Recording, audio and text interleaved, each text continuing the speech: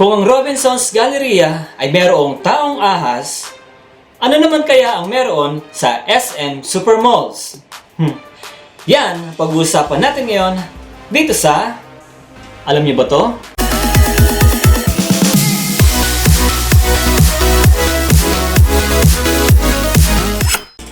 Ang Shoe Mart o mas kilala natin ngayon sa pangalang SM Mall ay unang sinimulan ni Henry C. sa Quiapo, Manila noong 1956 bilang isang maliit na tindahan ng mga sapatos. Taong 1960s naman ay nakapag-expand pa siya ng ilang mga shoe stores around Manila. At noong November 1972 ay naging isang ganap na department store na ang Shoe Mart nila sa Quiapo. At ang pangalan ng store na ito ay ginawa nilang SM Quiapo, ang unang SM department store na naipatayo o naitatag sa Pilipinas. Naging mabilis at matagumpay ang pag-unlad ng negosyo ni Mr. Henry C. at masasabi natin na isa ang SM Mall sa pinaka-tinatangkilik ng mga Filipino o mas malapit sa puso ng mga Filipino. Pero noong taong 1990s ay medyo naapektuhan ang kanilang negosyo sa dahilang may mga kumakalat na balita at misteryosong krimen na nagaganap sa loob ng SM Mall. Ano naman ang nangyari noon? Ang istorya ay ganito. Merong isang misteryosong lalaki ang infected ng HIV o ng AIDS ang nagkakalat o nangahawa sa mga customer ng SM Mall. At ang kanyang pamamaraan ay nagdadala siya ng syringe na naglalaman ng kanyang dugo at itutusok niya sa mga kawawang biktima na kanyang matitipuan. Ganun pala ang kumakalat na istorya noon. At narito ang ilan sa pamamaraan na kanyang ginawa. Una, sinasabi nila na ang suspect na ito ay nananatili or tumatambay sa mga matataong lugar. At kapag siksikan na rito, ay nakikipag-gitgitan daw umano ang suspect na ito habang dala niya yung kanyang pang-inject o yung syringe niya. At kapag nakapili na siya ng target niyang biktima, ay bigla na lang daw niya itong sasaksakin o tutusukin ng karayom o ng syringe na dala niya.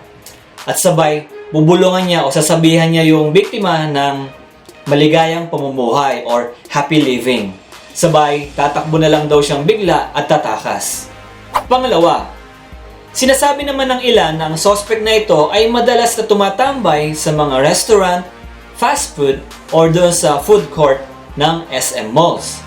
At pinaniniwalaan nila na yung syringe or yung pang-inject na merong laman ng kanyang dugo ay ini-inject niya doon sa mga lalagyanan ng ketchup or doon sa mga sachet ng ketchup.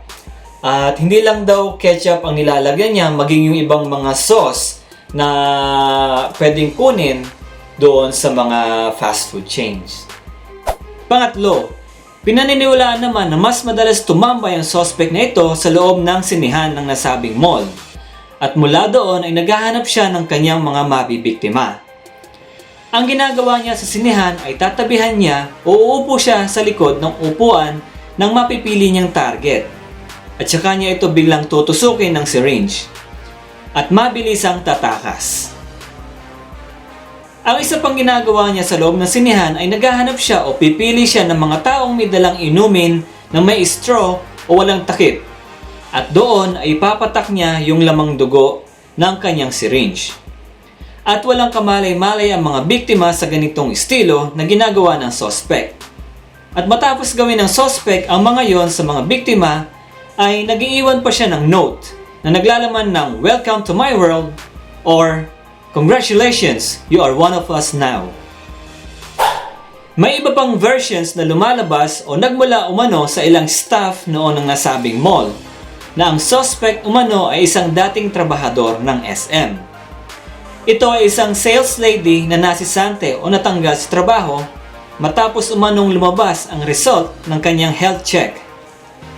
At dahil sa galit o depresyon ng babaeng ito ay nagawa niyang gumanti sa pamamagitan ng paghawa ng kanyang sakit sa mga customer ng mall na ito. At yan po ang urban legend patungkol sa misteryong krimen na naganap noong 1990s sa SM Mega Mall. Kung ano man po ang reaction ninyo dito sa urban legend na ito, ay pwede po kayo mag-iwan ng comment sa comment section below. At pwede po kayo mag-thumbs up or thumbs down. At shoutout nga po pala kila Arnel Pascual, Bren Tot o Bren Tot, Ace Borja, Umay Kalamay, Vince Roque, Bea Mangila o Bea Mangila, hindi ko ma-pronounce at Joe Santos. Maraming salamat po sa panonood ninyo at sa comment. At huwag niyo po kakalimutang i-subscribe ang YouTube channel ng Alam Niyo Ba To? At huwag niyo din pong kalimutang i-turn on ang notification bell ng Alam Niyo Ba To? At paki-like din po ang Facebook page ng Alam Niyo Ba To? At maging ang Facebook page ng Ma'am Ferdy. Salamat po!